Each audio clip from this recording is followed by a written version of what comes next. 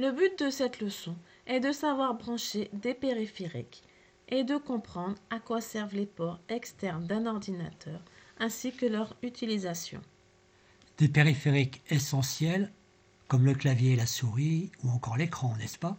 Effectivement, car impossible de communiquer avec l'ordinateur, de lui donner des instructions si l'on ne branche pas dessus des périphériques externes tels que le clavier ou la souris. De même, pour voir le résultat de notre travail sur l'ordinateur, nous avons besoin de brancher un périphérique de sortie tel qu'un écran. Dans cette leçon, nous allons voir plus précisément quel périphérique on peut brancher et sur quel port externe de l'ordinateur. Petite précision de vocabulaire. Tout matériel qui se branche à l'extérieur de l'ordinateur, c'est-à-dire à la périphérie, est qualifié de matériel externe. Les ports sur lesquels on laisse des périphériques branchés en permanence sont au dos de l'ordinateur. Des périphériques que l'on branche occasionnellement sont en façade avant de l'ordinateur car ils sont plus accessibles. Mais pourquoi y a-t-il plus de ports au dos qu'en façade? Parfois, nous avons besoin de certains ports en quantité, alors on peut aussi les trouver au dos de l'ordinateur pour ne pas en manquer s'il le faut.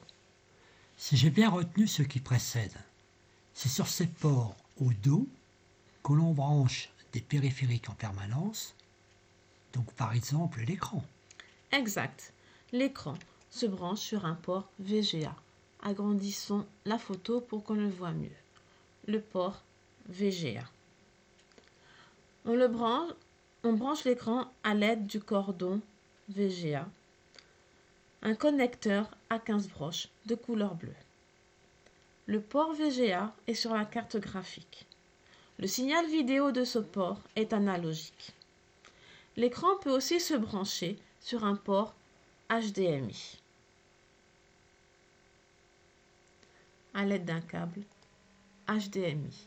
Ce connecteur s'insère dans ce logement. Au travers du port HDMI, les données vidéo et audio sont transmises à l'ordinateur sous forme d'un signal numérique en haute définition. Les informations circulent plus vite que dans un port VGA. Mais à quoi servent les autres ports? Les ports USB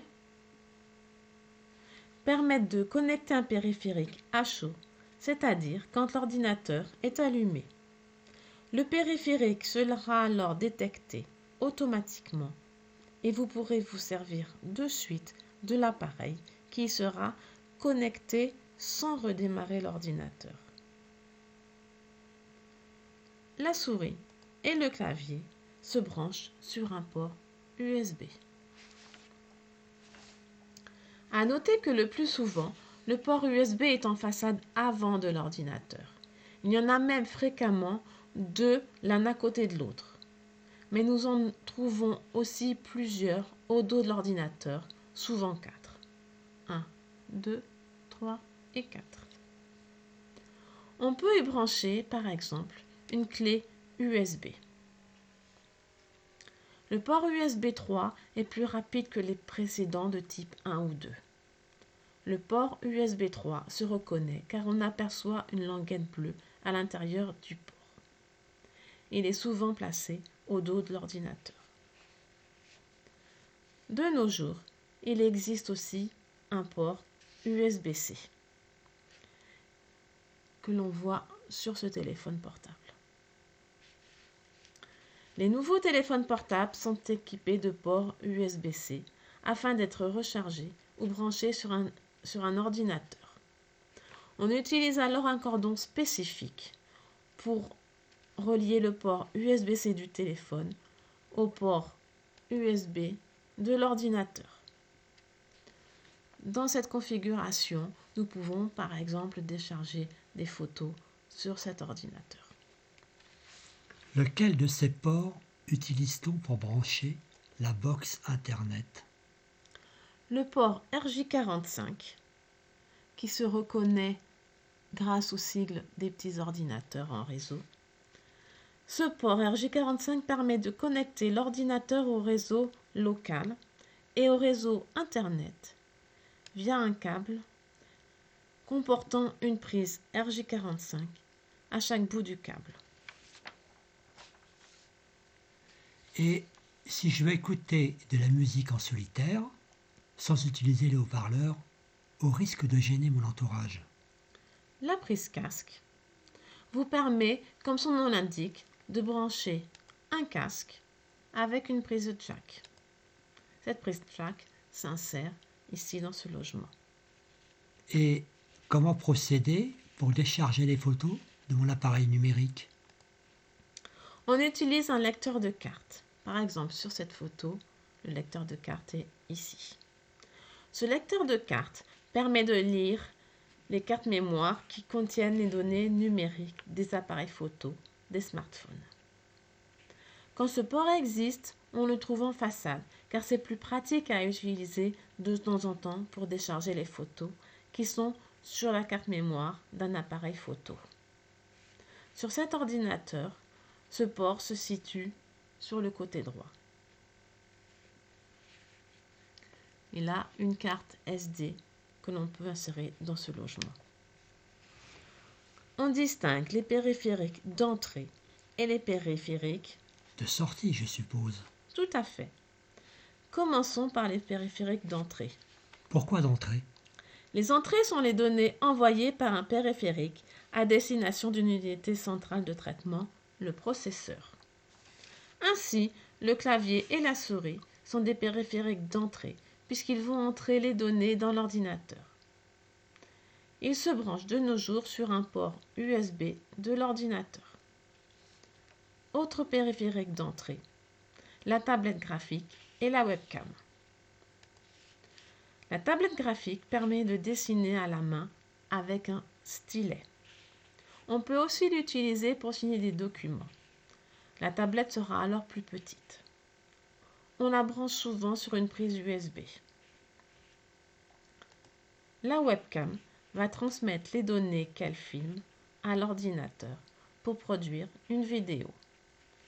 La finalité n'est pas d'atteindre une haute qualité, mais de pouvoir être transmise en direct au travers du réseau tel qu'Internet. Cela dit, la norme HD haute définition tend à se généraliser avec l'Internet haut débit. La webcam se branche sur un port USB. Et sur un ordinateur portable? Sur un ordinateur portable, mais aussi sur un smartphone ou une tablette, la webcam, le micro et les haut-parleurs sont intégrés à l'appareil. Sur cette photo, nous voyons la webcam, les haut-parleurs et malheureusement nous ne voyons pas le micro, mais il est sur le côté, ici. Un dernier exemple de périphérique d'entrée, le scanner. On le branche généralement sur une prise USB de l'ordinateur. Le scanner numérise les documents papier pour les enregistrer sur l'ordinateur. Voyons maintenant les périphériques de sortie. Les sorties sont les données émises par une unité centrale à destination d'un périphérique. L'écran et le vidéoprojecteur sont des périphériques de sortie puisqu'on y voit le résultat des ordres émis par le clavier et la souris. L'écran et le vidéoprojecteur se branchent avec une prise VGA sur le port VGA. Pour un flux de meilleure qualité vers l'ordinateur, on peut les brancher sur le port HDMI lorsque ces deux matériels en sont dotés.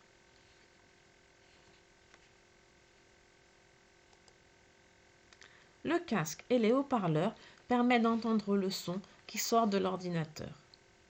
On les branche sur la prise casque ou haut-parleur. L'imprimante est aussi un périphérique de sortie car elle imprime ce que l'on a tapé au clavier. L'imprimante se connecte sur une prise USB de l'ordinateur.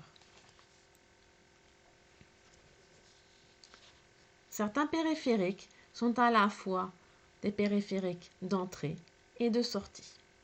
C'est le cas des disques durs, des clés USB, que l'on nomme ainsi car on les branche sur un port USB. Des cartes mémoire SD, des cartes micro SD. Ce sont des périphériques de stockage de nos données, de nos fichiers, de nos photos. Pour lire les cartes micro SD, il faut les insérer dans un adaptateur SD. On insère ici la carte micro SD et cet adaptateur, on pourra le brancher sur l'ordinateur.